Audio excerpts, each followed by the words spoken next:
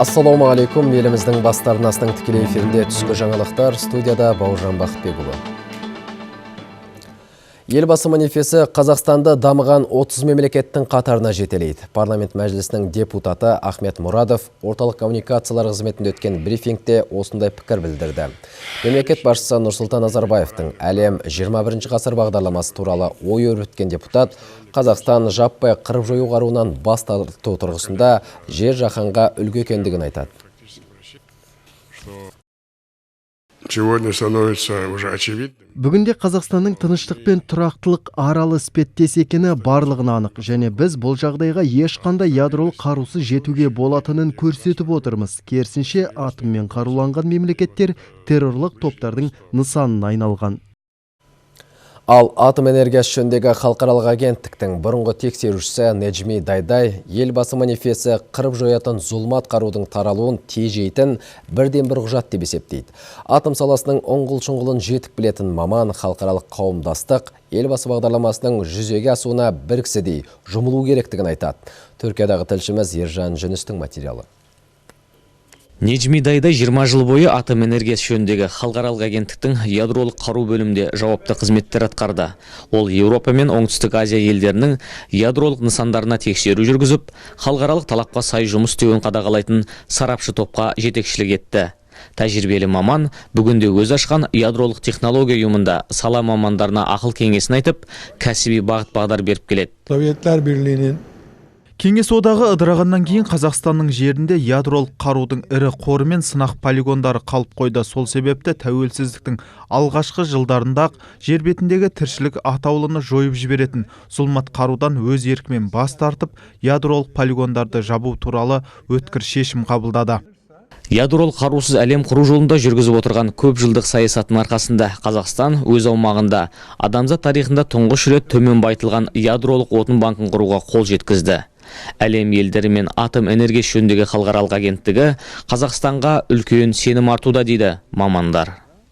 böyle bir teklif daha henüz Төмен байытылған ядролық отын банкін құру жөніндегі ұсыныс атом энергиясы жөніндегі халықаралық агенттік құрылмай жатып, 1953-55 жылдар арасында қызу талқыға түскен. Бірақ бұл мәселеде алпауыт ядролық мемлекеттер өзара мәмілеге келе алмауымен әртүрлі саяси экономикалық қиындықтар жобаның іске асуына кедергі болды. Сондықтан отын банкінің Қазақстанда орналасуы қай жағынан қарасақ та өте ұтымды шешім. Елбасы манифесімен жіті танысып шыққан сарапшы оның ғаламдық қауіпсіздікті сақтауда үлкен мәнге ие болатындығын алға тартады. Қазақстан президенті 21 ғасырдағы соғыста жаппай қырып жоятын ядролық, химиялық және биологиялық қарулар қолданылады. Ол қақтығыста ешкім жеңімпаз болмайды деп тоқ өтерін айтып, әлемдік көшбасшыларға өз үндеуін жеткізді. Егер тату-тәтті күн кешуді шын көксесек, бұл бастамаға қолдау білдіру қажет деп ой түйіндейді Неджми Дайдай. Ержан Жүніс, Седат Денли, Хабар, Түркия. Атомның қасіретін тартқан білет. Ядролық қарудың бүкіл жұмыр жерге апат әкелетінін әлі де толық түсінбейтіндер бар секілді. Грузияның тәртіп сақшылары кезекті рет уран сатумен айналысқан 5 адам ұстады. Күдіктілер металдың 1,5 килограммын 3 миллион доллардан сатып келген. Кабулете қаласында қолға түскен топтың уранды қайдан алғаны жарияланған жоқ. Сатып алушылардың да кімдер екені белгісіз. Естеріңізге сала кетейік, 2 апта бұрын Грузия мен Армения аумағында уран сатумен айналысқан тағы 6 адам ұсталған еді. Еуроодақ босқындар проблемасын кешенді шешуге кіріскен сыңайлы. Одақ өкілдері Ливия астанасы Триполи қаласында жергілікті үкімет жетекшілерімен келіссөздер жүргізіп жатыр. Балқан бағыты жабылған соң мигранттар кәрі құрлыққа Ливия аумағы арқылы бет түзей бастаған. Соңғы деректер бойынша жыл басынан бері Еуропа елдеріне 25 мың босқын қоныс тепкен екен. Естеріңізге салайық, бұған дейін келімсектер легін тежеу үшін одақ билігі Грекия мен Түркия елдерін қаржыландырып келген еді. Біз қазір Ливия үкіметінің шешімін және заңсыз мигранттармен күресте бізден қандай нақты көмек керектігін айқындайтын президенттер кеңесін күтіп отырмыз. Біз бұл үкіметті мойындаймыз және қолдау көрсеткіміз келеді. Ливия елі кәсіби әскер және жоғары технологияларға мұқтаж болғандықтан, әріптес ел ретінде Италия тарапы үкімет сарбаздарының әскери дайындығын шыңдауға көмек беруге әзір. Қалаға бергісіз ауыл. Мұндай мақтауға Сыр өңіріндегі Нағи Ілиясов атындағы елді мекен әбден лайық. 90 жылдардағы тоқырауда бұл ауыл әбден тозып кеткен еді. Тұрғындардың тізе қосып атқарған тірлігінің нәтижесінде ғана қиын кезең артта қалды. Жер емген шаруалар қазір еңбегінің зейнетін көріп отыр. Нағи Ілиясов ауылының негізгі тіршілік көзі күріш шаруашылығы. Осыдан 10 жыл бұрын бір шаруашылыққа біріккен ауылдағы ағайынның тірлігі өрге басты. Кезінде 1000 гектардан басталған сыр маржаны биыл 4,5 гектарға егілмек. Еңбеккерлер ерте көктемнен жердің бабын жасап, қазір дән себу жұмысының бел ортасына келді. Сонау 90 жылдардан кейін бір тоқырау жылдарында бір шаруашылық шамалы кейінге кетіп, техникалары ескіріп, көптеген жер игерілмей қалған болатын. Одан кейін біздің шаруашылығы осы жерге құрылып орналасып, қазіргі таңда бүкіл сол 6800 гектардың тегіс деп айтуға болады, тегіс осы іске қостық. 8 танаптық жүйеде жұмыс жасаймыз. Биылғы жылы 1000 гектардың үстінде жоңышқа, 1000 гектардың үстінде бидай дақылын ектік. Жақсы қазіргі уақытта көгеріп, жақсы шығып жатыр. Енді жалпы айтатын болсақ, біздің шаруашылықта ондай игерілмей қалған жерлер жоқ. Серіктестік жұмысы ілгері басқалы ауылдың тұрмысы түзелді. Бүгінде бұл елді мекенде әлеуметтік нысандардың мәселесі толық шешілген. Ал абаттандыру жұмыстары жыл сайын жүргізіледі. Биылда шаруашылық қаржысы есебінен ауылдағы саябақтар мен гүлзарлар жаңғыртылып, керемет су бұрқақтың құрылысы басталып кетті. 2005 жылы осы ауыл тұрғындары болып, өз еркімізбен біріккенбіз. Себебі мынау инженерлік жүйеде тегістелген жердегі пай үлестерімізді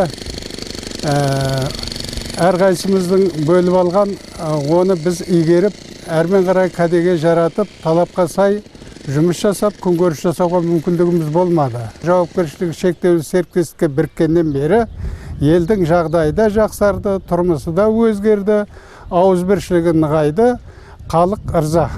Кезінде қаңырап қалған мектеп, мәдениет үйі, балабақша, сауда орталығы, емхана бүгінде сәулетті ғимаратқа айналып шыға келді.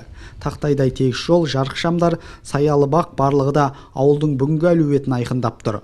Мұнда жұмыссыз адам жоқ деуге болады. Ал шаруашылықтың алға қойған межелі жоспарлары да бар.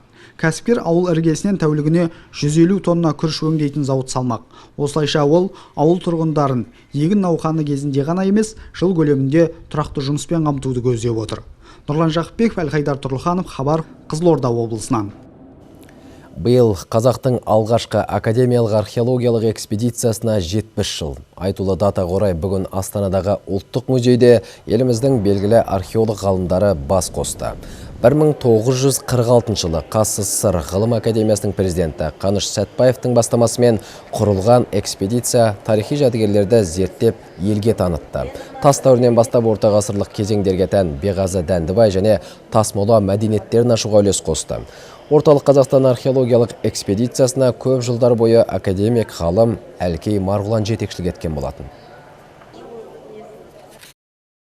Бұл жалпы осы Қазақстан жерінде жұмыс жасаған кәсіби археологиялық ұйымдардың, экспедициялардың ең алғашқысы болған болатын. Қаратаудың солтүстігіндегі қалаларды ашқан осы экспедиция 1950 жылы қазақ топырағында алғаш рет Сарайшық қаласына барып, Сарайшықтың осылай жойылу қаупі бар екенін дәлелдеп қайтқан Марғұлан болса, Марғұлан осы экспедицияның жетекшісі ретінде барған болатын.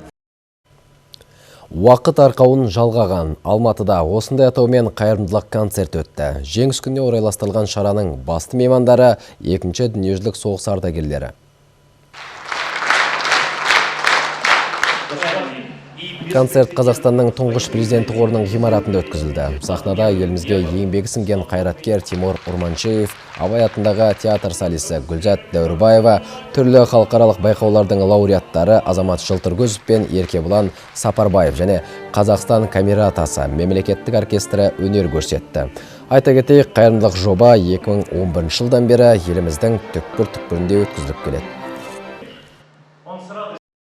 Жылдан жылға бұл кісілердің саны азайып бара жатыр, сол үшін біз ол кісілерді қадірлеуіміз керек, құрметтеп, қасиеттеуіміз керек деп ойлаймын. страшно было, то это первые дни. Соғысты алғаш көргенде қорқыныш басым болды. Кейін бомбалардың жарылысына да, артиллерия снарядтарының дауысына да етіміз үйренді. Тек әлгі қол-аяғы жұлынған жас азаматтар тасығанда қиналатынбыз. Жаның ашиды. Енді еш қашан соғыс болмасын деп тілейміз. Бүгін футболдан Қазақстан кубогының жеребесі тартылып, ширек финалда жарысты жалғастыратын жұптар анықталды. Ел кубогының қазіргі егері Қайрат Талдықорғанда Жетісумен кездессе, Астана бірінші лигада доп тебетін Қызылжарға қонаққа барады. Атырау Ордабасымен ойнайды. Оқжетпес Көкшетауда Ертісті күтеді. Ширек финалдық сын 25 мамырда өтеді. Жеңімпаздар бір кездесуде анықталатын болады. Әзірге айтарымыз осы, кешкі жаңалықтарымыз 16:00-де.